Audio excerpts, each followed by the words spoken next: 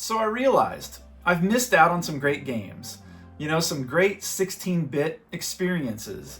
So over the past year or so, I've been gathering up a few Sega Genesis games as I come across them. Nothing too rare or crazy, just some of the classics.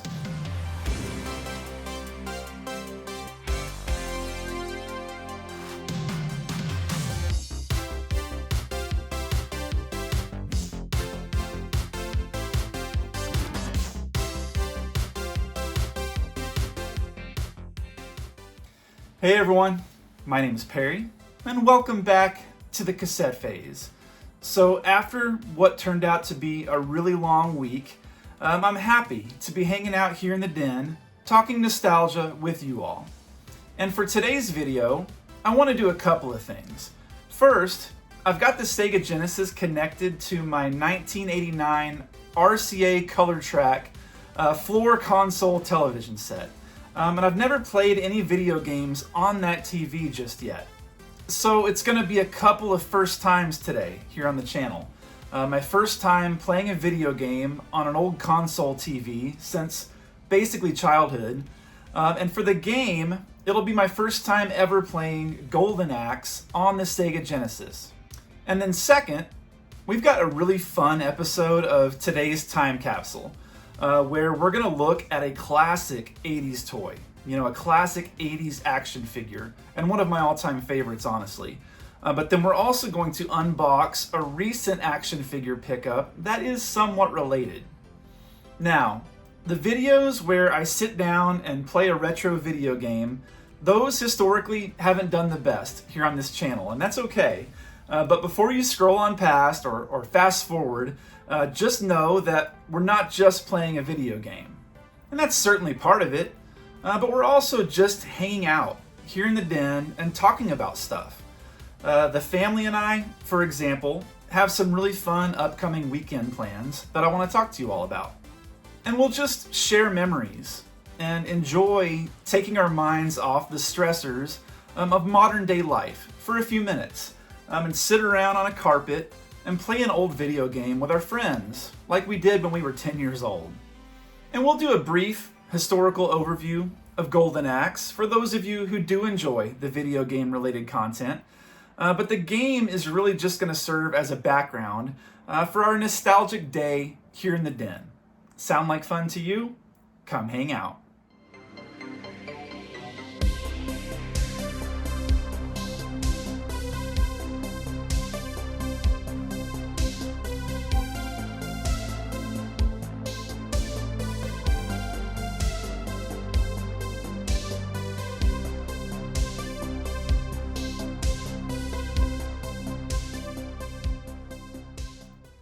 Okay everyone, welcome back to the Ottoman, and welcome to another great day here in the den.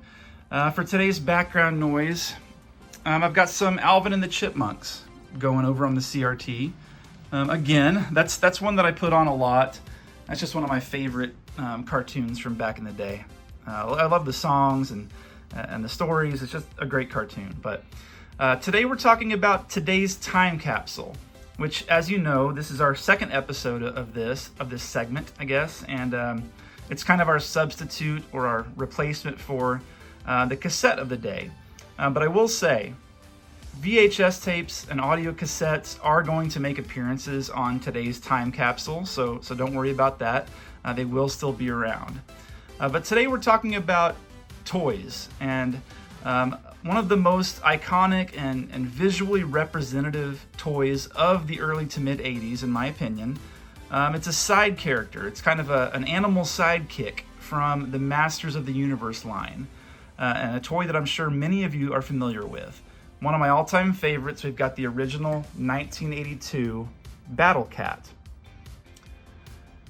And his alter ego Cringer, if you take off the armor and the helmet. Now this was I'm sure most of you know the history. Mattel had already used this mold for their Big Jim toy line. It was supposed to be just a tiger within that toy line. And they reused it for Masters of the Universe after giving it a new paint job with the green and the yellow. And the paint job can vary a little bit depending on, you know, the country of origin and kind of, I guess, which plant it was manufactured in.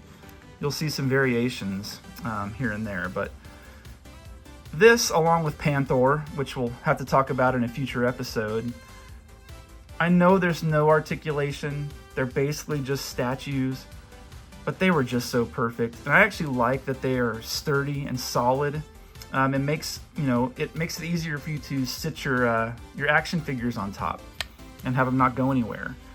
And I created so many cool little battles with this guy as a kid.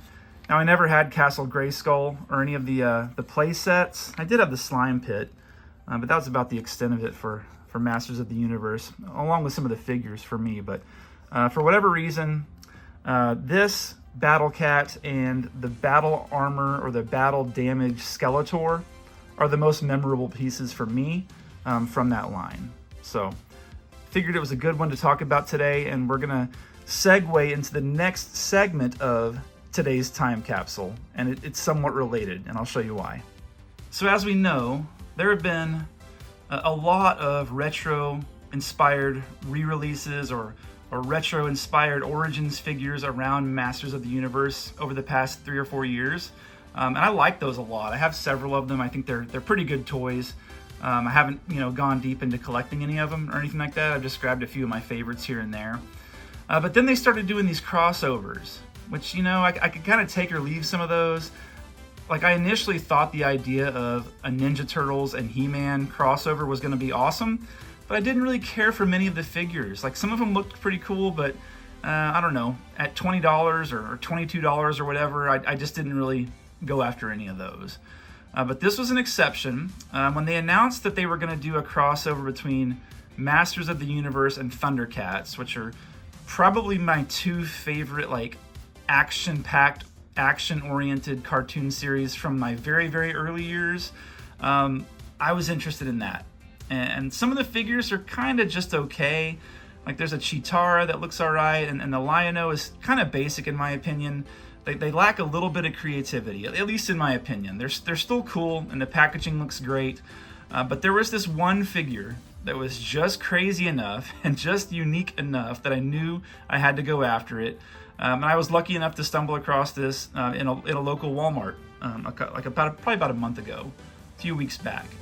And that is Battle Cat Man, which sounds ridiculous, but is actually kind of cool. Let's take a look at this here. So you got that Masters of the Universe and that Thundercats branding. Card back looks cool.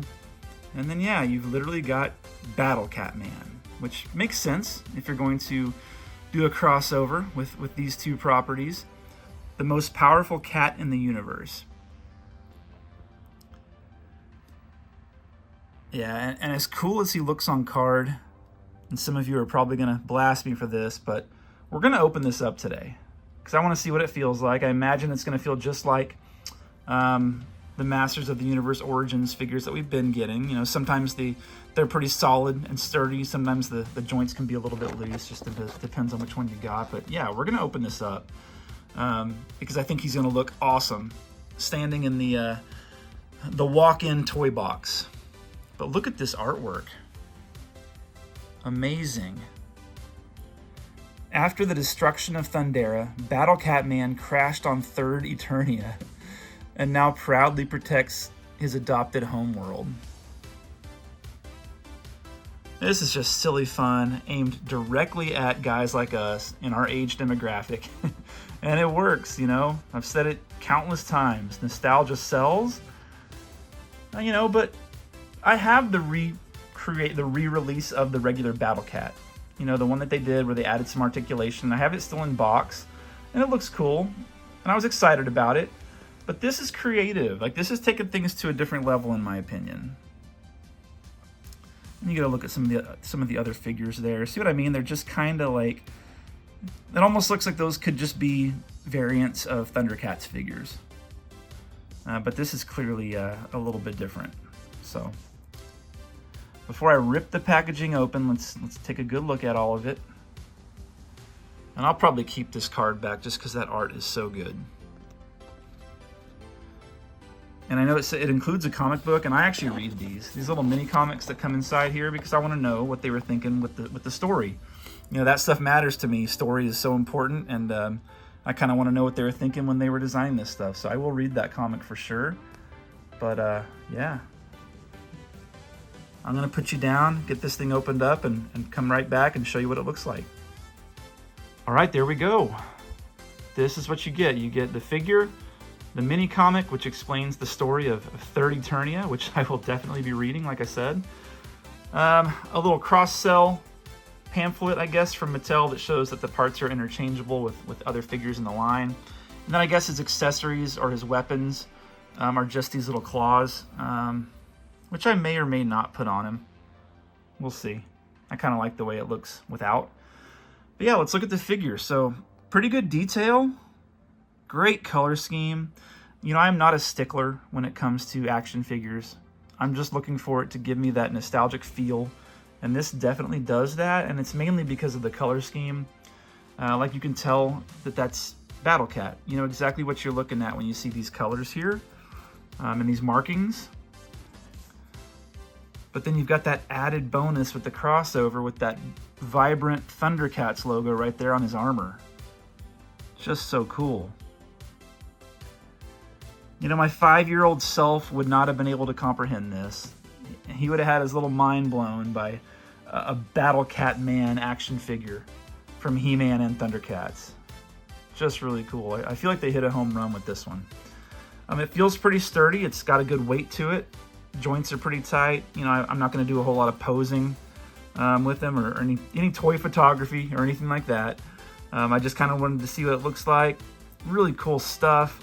I am going to put him and display him proudly into the walk-in toy box over there, and I'll show you what it looks like once he's in there.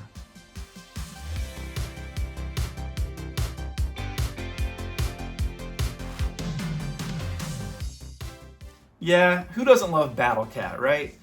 Now, before we head over to the glorious old console cabinet TV for some video game time, let's talk just a little bit about this Sega Genesis series that I've been doing here on the channel. I grew up 100% a Nintendo kid, and I only really encountered Sega Genesis over at friends' houses. And even then, it was mostly for sports games, like Madden or NHL hockey. And occasionally we'd play something like Mortal Kombat or some Sonic, of course, but nothing really beyond that. So I realized I've missed out on some great games, you know, some great 16-bit experiences.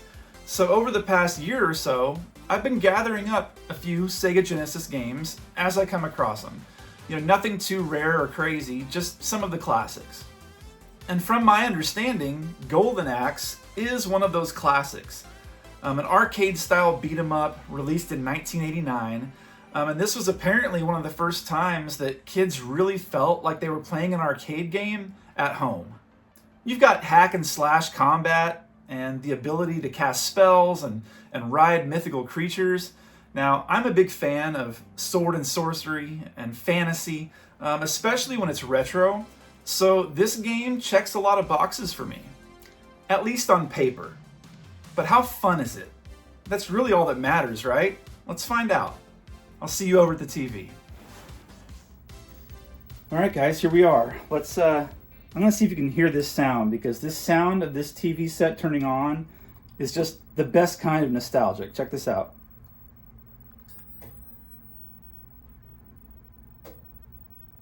I don't know if that'll come through or not. I hope that it did. It's like that double or triple click of an old TV set turning on and warming up. Anyway, I've got the game here. The original Golden Axe. Let's give it a try.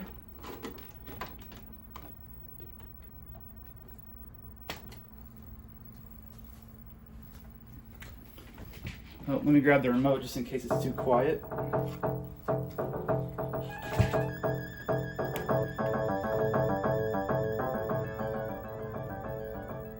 Let's see, how's that for volume? Pretty good. Well, I already love the, oh, hold on.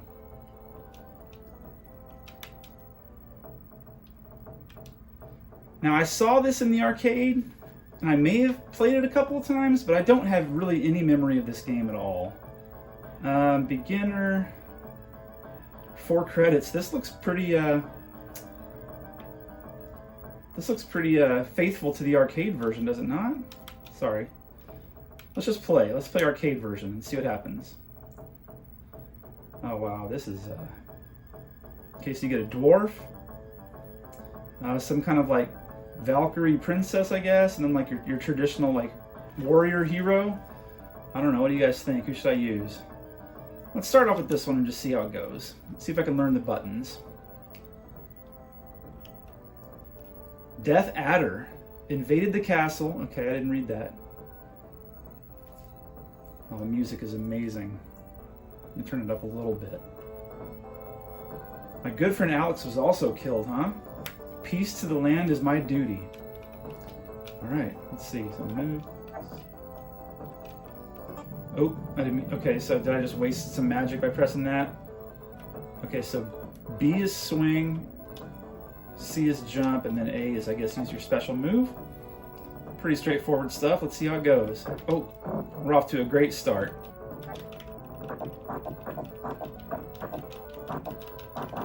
Oh, I'm getting my tail kicked. Isn't that the rule of beat 'em ups though? Is don't let yourself get in between two characters.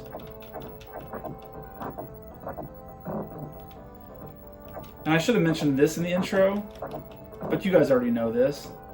I'm not good at video games. I'm just not. Proof is right there. I died and I'm not even past the first screen. Now after I play it a while, I'll probably get decent. Oh, I threw him. So I think I read that this was inspired by like things like Conan. Now I wonder if you can throw one guy into the other. I'm sure you can. Once you're no longer terrible.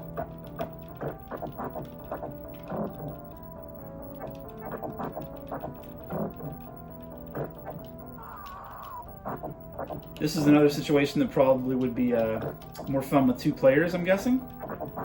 Or could you even do 3 in the arcade?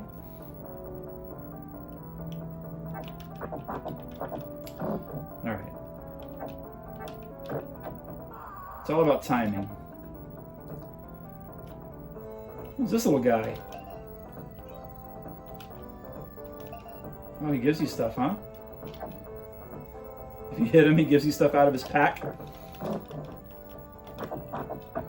Now, some of this stuff looks familiar. Just, you know, you can't be a retro fan and not have encountered some of these character designs and stuff just in pop culture. This is pretty iconic stuff, I think. Okay, so you can still jump while you're on the creature. And now you can swing your tail. Yeah, this is pretty cool. But yeah, so this weekend with the family, down here in Texas we have one of the biggest swap meets, I think, in the country. I know it's one of the biggest in the state. First Monday trade days down in Canton. It's been a big deal for a while. It's kind of like what that whole town is built around, I think. But we like going down there a couple times a year. Oh, that guy tried to steal my animal. Usually when the weather's not too hot, it's going to be hot. It's still, you know, it'll be probably September or late August when we go. I think we're going to try to go on Sunday. So it's going to be warm, but there are, you know, indoor buildings and things that are air conditioned that you can get a break. Oh, I pressed the wrong button, but I ended up killing some people, it looks like. I keep forgetting that I have that as an option. Oh, the sky changed color. Do you see that? Does that mean I've got a boss coming up? That's so cool. But yeah, so we're going to go down to Canton for trade days. I'm going to definitely get some footage. I didn't get any footage last time I went, and I kind of regretted it. So we go down there, we make a day out of it because it's about 2 hours from us. Continue. Oops. I wanted to continue. Yeah, about a 2-hour drive, maybe a little less. You just never know what you're going to find down there. Sometimes it's your typical like craft booth type stuff that's not so great for stuff that we like. But there is a lot of like, vintage, toys, Christmas stuff. There's some video game booths. There's you can find cassettes usually. Let's try the dwarf this time. But that's kind of the whole purpose of a swap meet, right? You never know what you're going to find. So we're going to go down there and check it out. I didn't think I pressed C, did I? Oh, I did. I pressed A. I keep forgetting. A shouldn't be the special move. And I know it's because I'm a Nintendo guy, but A should be your main, jump button. And it's reversed on this. And I'm sure I can change that, but I already like the agility of this dwarf a little bit better. Just call me Gimli. Yeah, so I won't be looking for anything in particular. I rarely am, but you just never know what you're going to find. And like I said, I'll get some footage. And then there's also a really cool old restaurant down there that we stop at every time called Dairy Palace. And it's like a burger and ice cream place that I promise you guys has not changed since it was built in the early 90s. They haven't updated anything. The fixtures, the flooring, the booths, the way the lighting looks in there, just the overall feel. I think there's even a couple of stand-up arcade games in there. At least there was last time we went. And that's actually a highlight of the Canton trip for me, is going to Dairy Palace. So I'll show you guys what that looks like. See if I can hopefully get some footage that captures what it feels like in there as far as going back in time, because that's exactly what it feels like. The whole trip honestly feels like that, because we usually pass some antique stores on the way down. We might stop. I don't know. That's actually where I got my Coca-Cola diner clock that I have hanging here in the den. Was at one of those antique stores on the way down to Canton a couple years back. So we're going to do that. And then we are into September. And around here, if you remember from last year, that means that it's early enough or it's late enough to go ahead and put Halloween stuff out, because I want to enjoy 2 full months of Halloween. I do a similar thing with Christmas, as you'll find out, but you got the rest of the year just to have your standard stuff out. And this dwarf is definitely doing better than the warrior was. That's funny. But I'm going to put the Halloween stuff out, and we'll make a video out of it and show what I'm going to, put the vintage McDonald's pails out and the orange lights and the decorations and have a good time. And then with the Halloween time of year, the channel won't go full Halloween content, but every second or third video will probably be Halloween related, because I've got some stuff I want to show you guys, talk about, do some countdowns. One of the things this year that I'm going to do is, there are so many food and drink products that come out that are are Halloween themed and are usually pretty retro feeling, including this, the things like the Count Chocula and the Frankenberry and the Boo Berry cereals, which, by the way, this year the boxes are Jim Henson themed. They're really cool. I've already got the Count Chocula and the Frankenberry. I need to get the Boo Berry one. They just look so cool. And I like to save those. You never know if you're going to, ever look at them again, but I like to fold them up and hang on to them and just keep them for future years. You never know when they're going to do a Jim Henson version of that again. But also a recent find, Fanta did a Chucky, a Child's Play fruit punch soda, and it's got Chucky on the cans.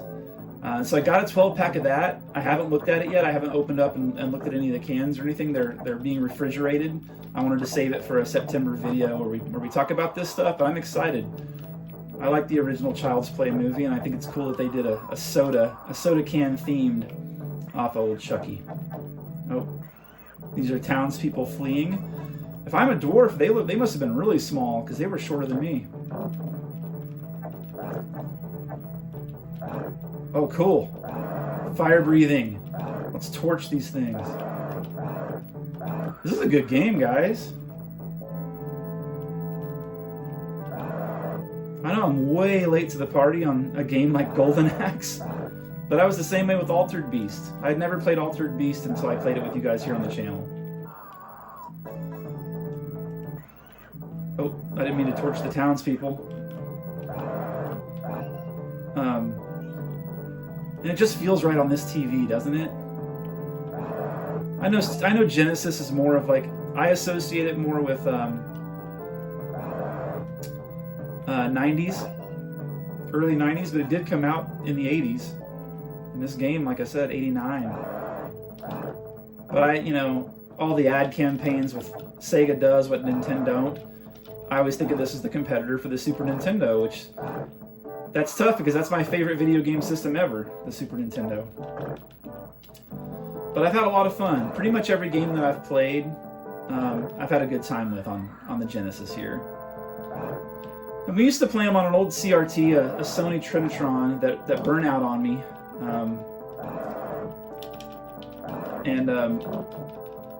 More on that in a second, but this skeleton guy looks awesome. They do action figures of these? That looks familiar. If they do, I want one. Speaking of Halloween stuff. Oh man, they're just killing me. Yeah, this is the first time I've had the Sega hooked up to this RCA Colortrak, and I think it works. Better than hooking it up to the smart TV, I think, right? It just wouldn't look as good on there. Alright, I'm about to do the A button here and see if I can't... Oh, that was it. Continue. Yes. Alright, see if I can get rid of these guys. And that music is just so epic. It's so nostalgic. Wait a second, that one didn't die. The screams, the digitized screams or something.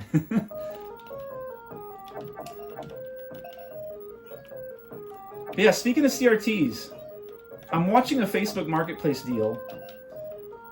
It might be one of those ones that's too good to be true. I reached out to them. For $10, they were offering a little Orion 13-inch CRT with the stand.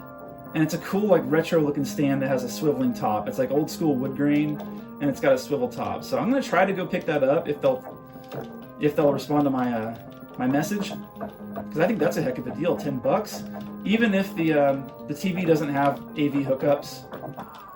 I'm not going to be too picky about that. I have an RF modulator somewhere that I can dig out. Ooh, I want that. Did I lose the dragon? Shoot. Oh no. But what I'm going to do with that little TV if I get it, it's not going to go here in the den, like, per se. I've already got 2 CRTs in here and a smart TV that I'll... Why does that jump so hard? That I use... Oh no. I'm obviously not concentrating.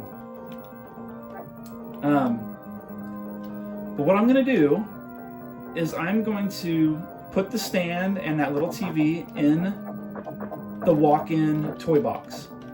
I'm going to run a cord in there, and I'm going to set up a little DVD player on it, and I'm going to let it play cartoons. And so if there's like a day where I'm hanging out in there, rearranging, putting new stuff out, putting other stuff away, I can have a little TV screen in there with cartoons going. I think that'll be cool. I think that'll look really, really fun. So that's going to be my plan. Fingers crossed I get the Facebook Marketplace deal to go through. Yeah, because I'm just excited about that closet. I miss the VHS tapes, just like I know a lot of you guys do too. But I think the new format in there is just as fun. And well, I'm looking forward to doing some videos where like I said, hanging out in there, switching out some of the toys, maybe doing some Halloween theming in there, and same thing at Christmas time.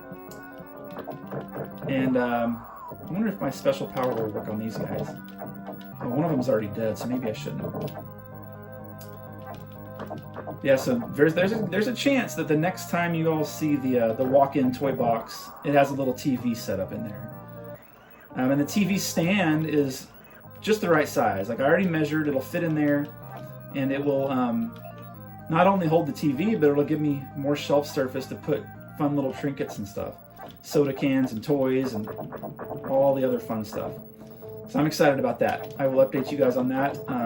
The first video next week is probably going to be the Swap Meet flea market trip and haul.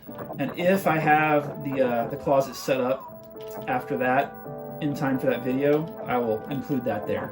Because I don't know that I'll do a whole video about, hey, look, I got a TV in my toy closet, but I'll definitely add it on to the flea market. And if there's a haul, I'll show you that too, of course. But all right, let's see what this does.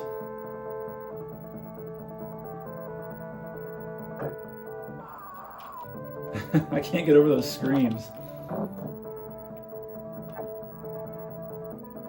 I was gonna see, do I have a chance at this guy? Oh yeah. I'm really liking the agility and the speed of this dwarf. I did not like the first character that I used, and maybe it's because I didn't know what I was doing yet. I still don't, as you can see. But this one just feels way more responsive. All right, we've got one continue left. Let's go ahead and finish out. I don't want the video to be too long today, but I do want it to feel like a hangout for you guys to have over the weekend. You know, put it on in the background while you're doing housework or whatever. Just, you know, pretend you're in the den playing video games. It'll make things a little better. I don't know. That's kind of my thought process. Look at all these little guys. So they're going to give me all kinds of treasure, right? Loving the soundtrack.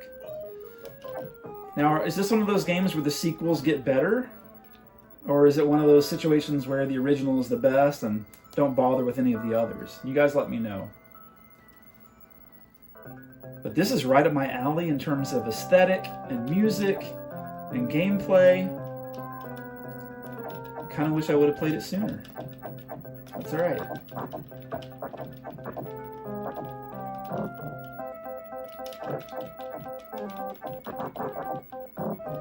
Yeah, the sword and sorcery, the fantasy stuff is a big part of you know, my interests. I don't talk about it as much on the channel because I don't feel like it's quite as retro. You know, talking about Lord of the Rings and Tolkien and you know, the Brandon Sanderson stuff that I'm reading, but it is, I'm into it, and I think I got it from my dad. You know, he actually named me after a character from Lord of the Rings. I'm named after a hobbit, so you know, I never go by that name, but my actual legal name is Peregrine, and that's Peregrine Took, who is Pippin. That's who I was named after. Nobody ever called me that, but that's what's on the birth certificate, and I think it's kind of cool. So yeah, my whole life I was around that type of stuff, and I think that's kind of why I'm into it now. My parents actually had a coffee table that they had made out of an old door. They took an old door, put some legs on it, and they, I don't know if this is the right term, but they did like a decoupage of old Lord of the Rings calendar art from like the Hildebrandt brothers, I think. They cut out a bunch of the best art from those calendars, and they covered this this door, and then put like a plexiglass surface over the top, I think. And it was a really cool table. I'd like to recreate it one day if I could. I don't really have room for it in here, but still, fun project. All right, you guys are getting the treatment here. These little stone lords, or whatever they are, they're getting zapped.